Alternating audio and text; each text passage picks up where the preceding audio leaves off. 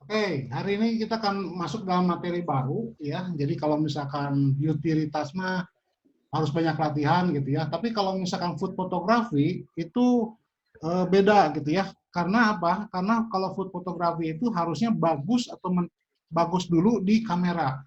Ya. Jadi semakin bagus di kamera udah semakin minim untuk dieditnya. Jadi kalau food photography itu harus bagus di kamera. Nah, untuk mengenal food photography atau memotret makanan, itu ada beberapa yang harus diperhatikan ya. Yang pertama adalah food stylist.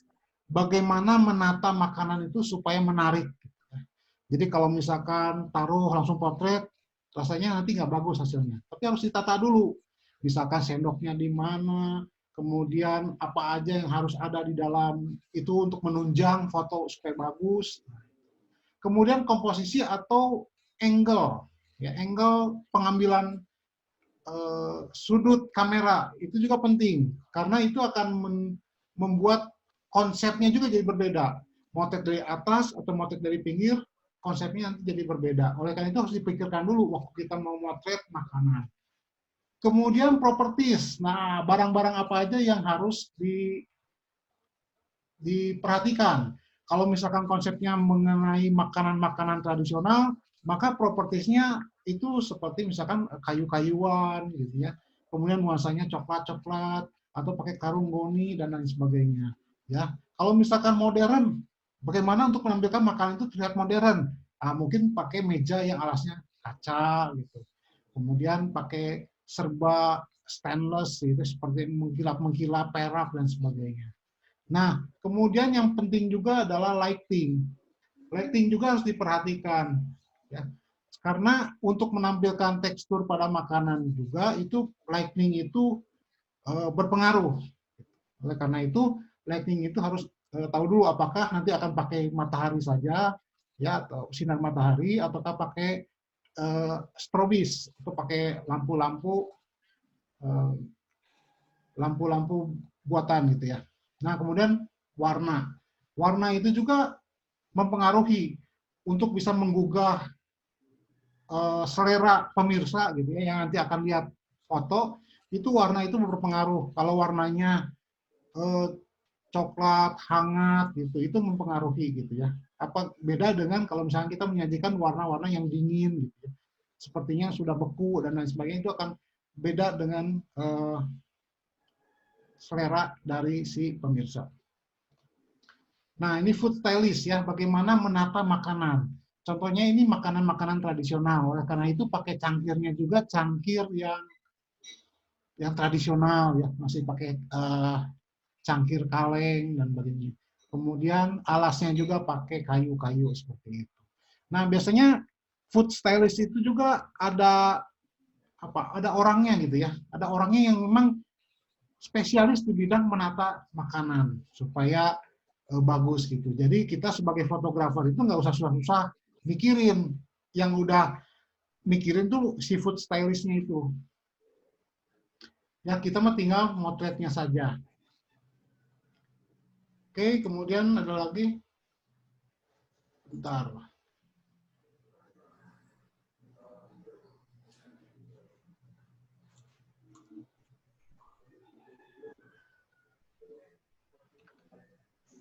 Oke, food stylist. Nah, untuk komposisi komposisi juga harus diperhatikan ya. Apakah kita akan membuat posisi makanan itu seperti apa? Ya. Nah, komposisi itu di dalam fotografi itu ada banyak gitu ya. Ada seperti rule of third, golden ratio, diagonal rule, triangle rule, pattern atau negative space. Nah, itu yang membedakan antara orang awam dengan fotografi. Kenapa? Dari komposisinya udah beda. Kalau misalkan orang awam mungkin motret taruh di tengah, jepret, nah seperti itu. Tapi kalau misalkan kita sebagai fotografer haruslah tahu mengenai komposisi-komposisi. Jadi selain lighting juga komposisi itu memegang peranan penting ya, bahwa foto kita itu bisa lebih berseni lah.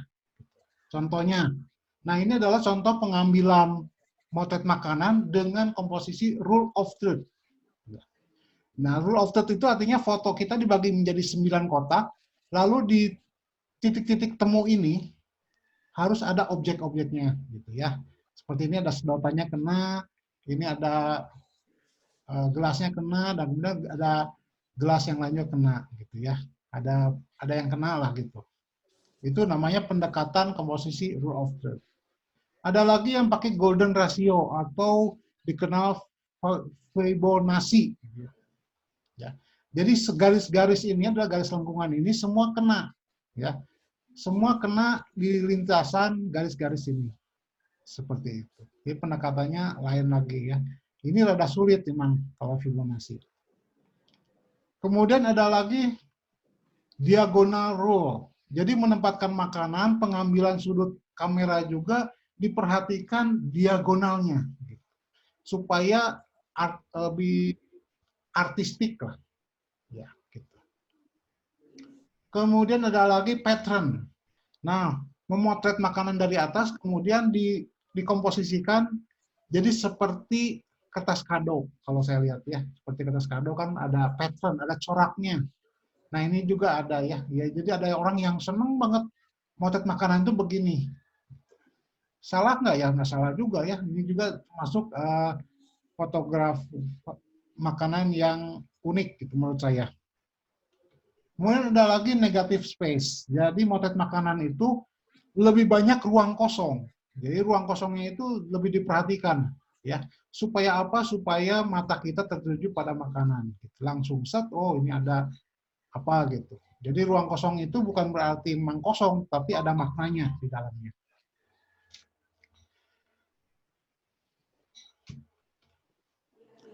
Nah, kemudian sudut pengambilan gambar atau angle ya. Nah, sudut pengambilan gambar itu juga harus diperhatikan. Kalau ini motret dari atas sih bisa ya, tapi kalau misalkan motret burger gitu dari atas, ya nggak bisa lihat apa-apa ya, cuma bulat roti saja. Tapi kalau ini kita lihat dari atas, berarti kita bisa melihat, oh ini adalah mie yang panjang banget gitu ya, tapi berkumpul di situ. Kemudian ada objek pembanding. Nah, di sini ada objeknya yang lain ya, bukan tanpa maksud, dia kasih botol sini supaya orang bisa tahu, oh ini porsinya ada sebesar botol, gitu. Porsinya sebesar botol. Karena kalau misalkan ini piringnya gede banget ya, padahal makanannya mah hanya sebesar botol saja. Nah, contohnya ini lagi, sudut pengambilan gambar. Kalau tadi kan dari atas, ini dari bawah, ya, dari sudut 30 derajat atau 45. Ya. Kemudian ditaruh objek pembanding, dalam hal ini adalah orang. Jadi orang bisa melihat bahwa porsi makanan itu besar banget gitu ya. Besar banget, melebihi lebar badan orang gitu ya. Jadi porsinya ini. Jadi semua itu harus diperhatikan ya. Jadi naruh suatu objek yang lain itu bukan tanpa maksud. Harus ada maksud untuk memberikan data kepada pemirsa itu apa gitu ya. Jadi dia memperkirakan besarnya. Coba kalau kita motret pizzanya saja, bisa kebayang nggak besar kecilnya? Susah ya. Tapi kalau ada pembanding, maka itu akan menjadi jauh lebih bisa memberikan data kepada si penikmat foto. Kemudian properties. Nah, properties juga penting ya, sehingga membuat makanan-makanan itu terasa lebih hidup. Ya. Walaupun kesannya berantakan, tetapi akan memberikan seni gitu buat penikmat fotografi ya makanan ini. Cuma harus diingat ya makanan ini harus yang utuh ya. Kalau misalkan udah habis dimakan, ada sobek-sobek di tahunya itu jadi nggak bagus. Jadi harus benar-benar perhatikan tuh makanannya itu yang utuh. Biarkan ornamen-ornamennya yang lain yang berantakan. Selain properties ada lighting. Nah lighting ini kadang ada orang yang senang motret pakai sinar matahari gitu ya, sinar matahari atau di dekat jendela. Cuma kadang-kadang kalau kita motret di dekat matahari itu jadi tergantung ya matahari ada atau enggaknya ya. Kemudian nggak bisa motret malam-malam. Tapi kalau kita belajar pakai lighting yang sederhana, mungkin lampu belajar atau apa, kita bisa mengkondisikan. Kalau misalkan kita punya disuruh bikin katalog, maka katalog itu bisa lampunya bisa sama gitu ya. cahayanya bisa sama. Tapi kalau misalkan kita pakai matahari, mungkin tiba-tiba mendung, dan motretnya jadi beda. Jadi akan lebih banyak pengeditan dalam soal tata cahayanya nanti. Itu lebih merepotkan ya. Kemudian warna. Nah, warna ini juga harus bisa. Jadi di kamera itu ada yang namanya Kelvin. Nah, untuk warna-warna untuk bisa membangkitkan selera makan itu bisa diatur ke 5.000 atau 5.500 Kelvin. Supaya kesannya itu hangat, kesannya itu panas gitu ya. Jadi masih hangat-hangat dari open. Nah, jadi yang harus diperhatikan adalah usahakan foto itu sudah matang di kamera. Supaya apa? Supaya ngeditnya itu nggak banyak-banyak. Nah, supaya ngeditnya itu nggak banyak, supaya ngeditnya itu sedikit mungkin. Paling cuma brightness, kontras, dan lain sebagainya ya. Jadi seperti itu. Nah, jadi harus yang ngedit kita harus apa? Nah, kalau misalkan di dalam pengeditan yang pertama ya harus makanan itu harus lebih fokus. Makanan harus lebih fokus, artinya bahwa teksturnya yang makanan itu harus terlihat lebih jelas. Jadi nanti kita akan belajar bagaimana membuat makanan itu teksturnya itu bisa lebih bagus, ya, lebih jelas dan lebih lebih enak dipandang. Kemudian warna pun harus bisa menggugah selera. Jadi kalau kita motret makanan itu jadi orang lain jadi pengen makan, nah itu berarti berhasil fotonya. Tapi kalau misalkan motret orang jadi nggak mau makan, nah itu berarti fotonya gagal menurut food photography. Kemudian menghilangkan unsur-unsur kotor ya. Jadi kalau di dalam makanan tiba-tiba ada kayak jamurnya atau apa, nah itu harus bisa dihilangkan waktu kita mengedit. Ya. Dan bisa memberikan spesial efek. Jadi kalau misalkan pengen kesannya panas, kita bisa berikan efek asap di makanan supaya kelihatan hangat. Gitu. Nah, jadi seperti itu yang saya bisa kasih berikan tentang food photography. Sekarang kita akan bagian ke pengeditannya. Ya, oke. Jadi ini bukan foto yang bagus ya. Jadi kalau misalkan secara food fotografi ini nggak bagus lah. Tapi kalau misalkan untuk belajar sih oke-oke aja ya. Kenapa ini foto ini nggak bagus? Pertama, angle-nya juga susah untuk kita bisa tahu isi apa di balik ini gitu ya. Jadi kurang bisa memberikan data karena terlalu rendah si kameranya. Kemudian terlalu banyak blur ya. Jadi fokus makanan itu kan harusnya tajam di bagian makanan. Kalau bagian yang lainnya blur nggak masalah ya. Tapi kalau misalkan makanan itu harusnya tajam. Gitu. Kemudian warnanya juga terlalu flat ya, terlalu flat. Ini terlalu flat, jadi antara makanan kentang sama kuning itu sampai hampir rata ya, dengan roti itu hampir rata semua, sehingga tidak bisa perbedaannya tidak kentara. Jadi kita akan mengedit bagaimana makanan ini menjadi lebih jelas. Pertama kita buka di kamera raw. Jadi begitu diklik, ini file raw. Begitu diklik, maka akan tampil di kamera raw. Kita tinggal pilih highlight-nya, kita turunkan. Oh. Jadi begitu kita turunkan highlight-nya, maka yang tadinya putih telur yang seperti kayak tisu ini akan ada teksturnya. Ya, lihat highlight-nya kita turunkan, oh ternyata ada teksturnya. Bukan kayak selembar tisu, tapi memang putih telur. Kemudian untuk mengganti highlight yang turun ini, kita shadow, kita naikkan. Kita naikkan. Selebihnya, setelah itu tergantung selera ya. Saya pikir white-nya kita naikkan, black-nya kita naikkan supaya nggak terlalu gelap. Exposure sudah jelas. Naikkan sedikit. Kontrasnya naikkan sedikit. Kemudian garis-garis hitamnya kita naikkan. Ya.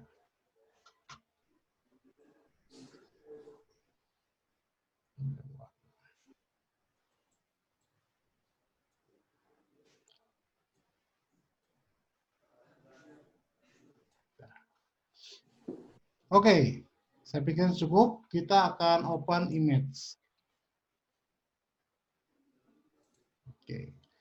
Jadi ini udah kelihatan nggak terlalu flat lagi ya, masih udah ada kelihatan gelap terangnya sudah kelihatan ini. Cuma apa yang akan kita perbaiki lagi? Kemudian kita dekatkan dari dekat. Oh, ternyata di sini ada tetesan ya. Ada tetesan yang mengganggu. Apakah ini gitu ya? Kita akan hilangkan ini. Kemudian kita geser lagi. Ternyata oh ada uban ya. Ada uban di atas piring. Kita akan hilangkan uban ini. Kemudian di dalam kuning telurnya ini seperti ada kuku. Oh ya, bentuknya seperti kuku. Ya. Kemudian ada hitam-hitam. Sepertinya ini mungkin bukan jamur, tapi ini kesannya seperti udah lama gitu ya. Di kesannya udah menghitam seperti ini. Nah, kita akan hilangkan ini juga. Kemudian di dalam kuning telurnya ada seperti tahi lalat sini ya. Tahi lalat kita akan hilangkan juga supaya kesannya bersih. Dan kalau kita lihat rotinya, ternyata rotinya itu tidak membulat bagus ya. Membulat bagus. Kemudian di sini ada kayak bonyok ya. Di sini ada bonyok, sepertinya rotinya pernah jatuh, kemudian taruh lagi di piring. Ya, nah kita akan bersihkan itu semua. Bagaimana caranya? Pertama-tama kita hilangkan tetesan ini. Bagaimana cara menghilangkan tetesan pada daging ya? Pakai yang namanya stem tool, clone stem tool. Kita kecilkan dengan tanda kurung, kecilkan. Nah, stem tool ini dia harus membutuhkan area yang bagus dulu kan. Nah, kita pilih area yang bagus dengan menekan tombol Alt. Dia akan kursornya akan menjadi kayak sasaran tembak. Nah, kita pilih aja di piring sini ya, kita pilih, klik.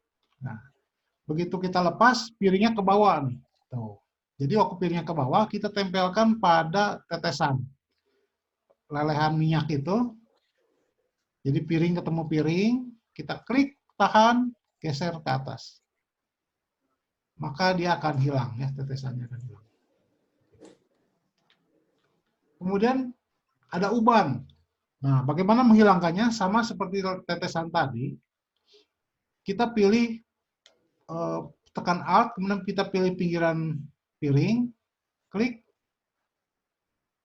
Kemudian piringnya itu kan ke bawah nih, ya. Kita tempelkan lagi ke piring sini. Klik, tahan, geser. Nah, jadi makanannya hilang. Lakukan lagi hal yang sama, kita pilih pinggiran piring, kita klik sini, piringnya ke bawah, kemudian kita tempelkan di bawah uban. Klik, kemudian kita geser.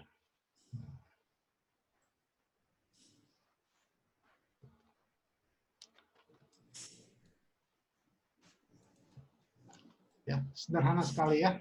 Nah, sekarang bagaimana cara menghilangkan kuku ini? Nah, kuku ini gampang juga. Ya, tinggal kita pilih area yang bagus. Sekarang di sini kita tinggal pakai Alt, klik, lalu kita gosok di bagian kukunya itu. Nah.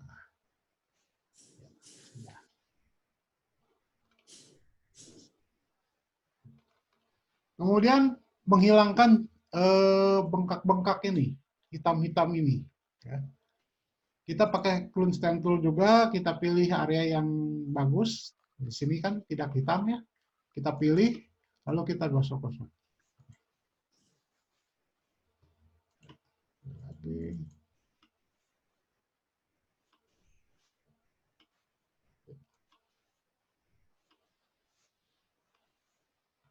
Jadi sebenarnya sih kalau motret makanan itu harus sudah diperhatikan dari awal.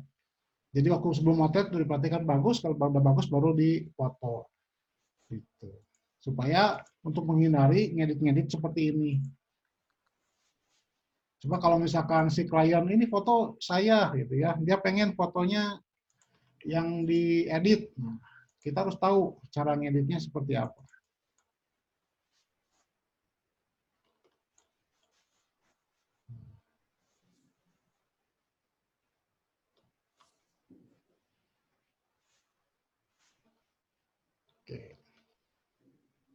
Jadi enak yang ngedit makanan itu makin banyak tekstur makin bagus gitu ya.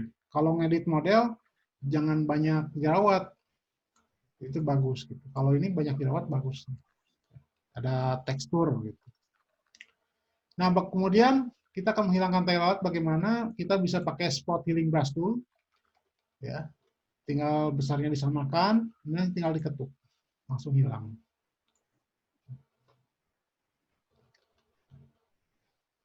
Sip. Apalagi yang akan kita perbaiki bentuk daripada si roti ya. Bagaimana supaya roti ini kelihatan membulat gitu ya. Kita ke filter liquify. Jadi liquify itu bukan untuk badan orang aja tapi juga bisa untuk roti ya. Nah, ini tinggal dorong. Saya pilih mendorong di sini karena kalau di sini ada meja ya, kalau kita dorong-dorong mejanya jadi ikut ke bawah, lebih baik yang di sini yang nggak ada meja, kita bisa dorong.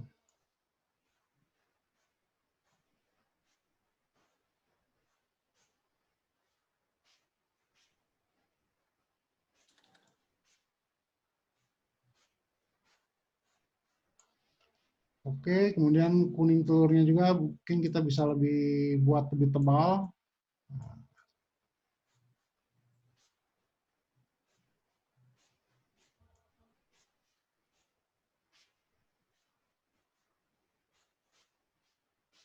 Sip.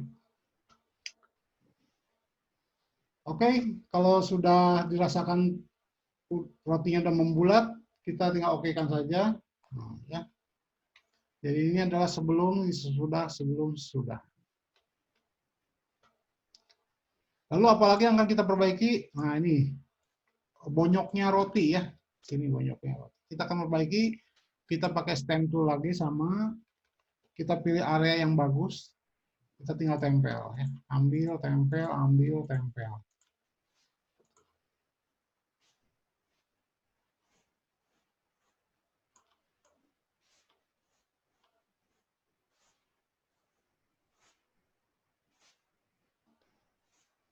Ya. Oke, jadi rotinya sudah mulai sempurna membulat ya.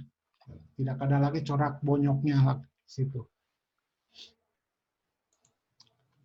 Lalu apa yang akan kita perbaiki lagi? Nah, yang akan kita perbaiki mengenai warna. Ya. Kita akan buat kentang gorengnya itu lebih matang, ya, artinya rada gosong-gosong dikit. Bagaimana caranya? Kita pilih ke logo yin yang di sini.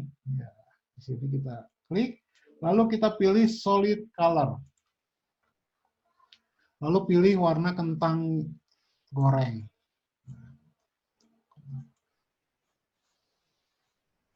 Itu kentang goreng ya. Oke. Kita okekan, lalu kita blending ke soft light. Nah, kita blending ke soft light. Jadi di atas layer ini ada normal, normalnya kita ganti ke soft light. Cuma begitu kita soft light, kita kan kuning semua nih. Padahal kita pengennya si kentangnya. Bagaimana caranya? Jadi si kotak masking ini, kotak masking putih ini kita buat hitam. Klik kanan, klik 2 kali, lalu invert. Ya, sini invert. Hitam. Begitu kotak maskinya hitam, pastikan warna adalah putih. Nah, warna adalah putih. Lalu kita pakai brush, brushnya 100%, flow 100%, lalu kita gosok kentangnya. Nah, jadi kentangnya jadi lebih kuning ya. Seperti itu.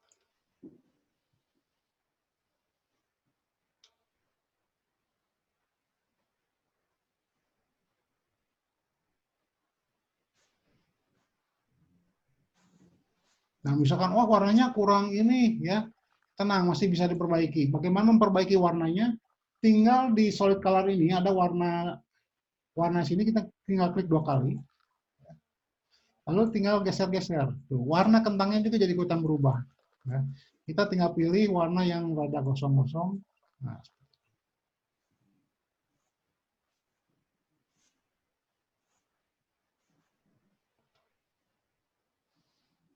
oke. sebelum, sudah, sebelum. Lalu warna apa lagi yang ingin kita pop up gitu ya? Kita warnanya kan kita keluarkan. Daging ya, warna daging. Ternyata warna dagingnya itu masih saru ya, nggak kelihatan merahnya itu nggak menyala. Oke, kita kembali ke logo yin and yang ini, kita klik, kita pilih solid color, lalu kita pilih warna daging. Merah marun ya, merah daging. Merah marun kita oke-kan, lalu kita blending ke soft light.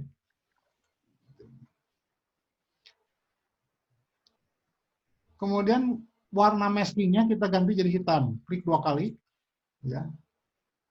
Tinggal di invert. Klik invert. Lalu karena ini hitam, pastikan warna adalah putih. Kemudian pakai brush, tinggal gosok dagingnya saja. Nah, jadi dagingnya lebih merah, lebih menggoda. Ini di bulan puasa ngedit makanan ini kayaknya harus imannya harus kuat ya. Godaan. Godaan. Nah, seperti ini. Ya. Kita bisa lihat sebelum dan sesudah, sebelum dan sesudah.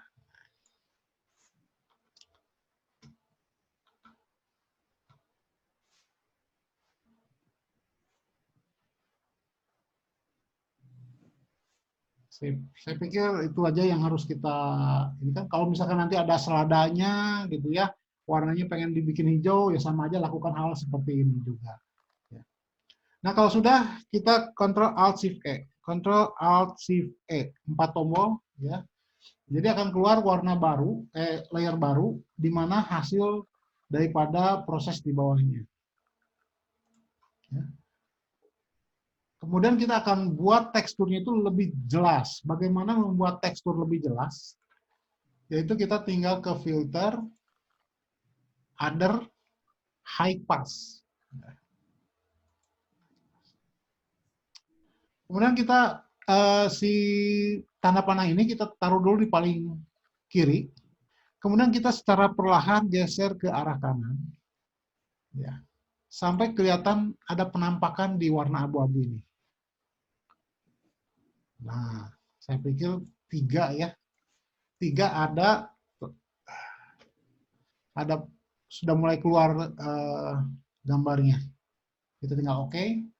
Lalu di blending lagi ke linear light. Oh, jadi warnanya lebih, teksturnya lebih jelas ya. Coba kita lihat dekat ya. Ini sebelum, ini sudah. Sebelum, sudah. Jadi lebih tajam. Jadi seolah-olah foto ini difoto dengan kamera yang mahal. Sip. Kemudian kita satukan lagi, Ctrl Alt Shift E.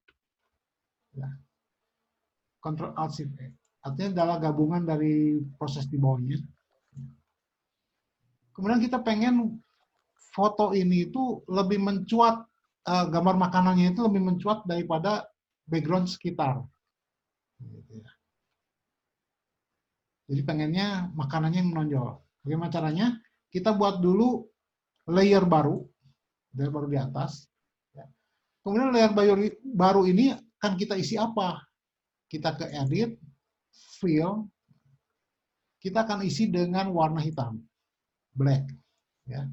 Jadi ke edit, fill, kontennya black. Oke.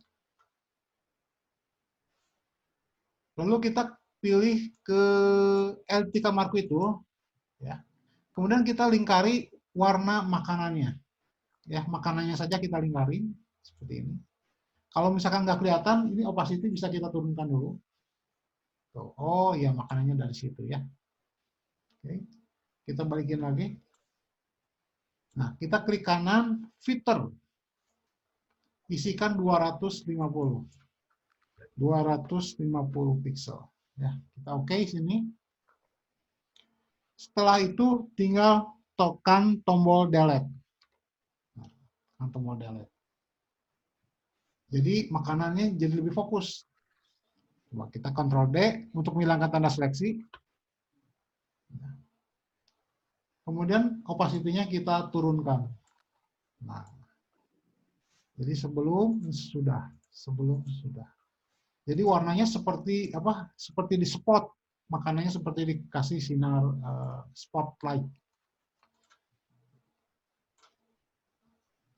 Oke, kemudian ya Bu, nanya apa? Seperti Fignet, betul ya, dikasih Fignet. Tujuannya Fignet itu supaya yang utamanya itu lebih mencuat ketimbang daripada ambiennya. Gitu. Fignet. Nah, hal terakhir bagaimana? Hal terakhir kita akan buat asap ya, asap pada makanan. Bagaimana caranya? Kita ke brush ya, kita akan buat asap dengan hanya memakai brush. Kemudian kita pilih ke pengaturan, klik roda gigi sini, kemudian load brush. Load brush kita pilih folder ke-14, ada round smoke ya, round smoke kita pilih, load. Begitu di load, di paling bawah itu ada banyak kumpulan asap. Oke. Kita pilih asapnya yang pas.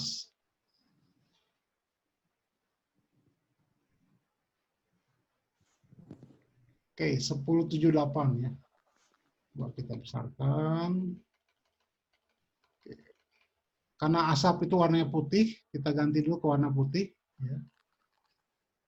Kita kasih layar baru dulu. Layar baru. Oke, kita klik sini. Kalau terlalu jelas, ini bisa dikurangi supaya lebih natural. Nah,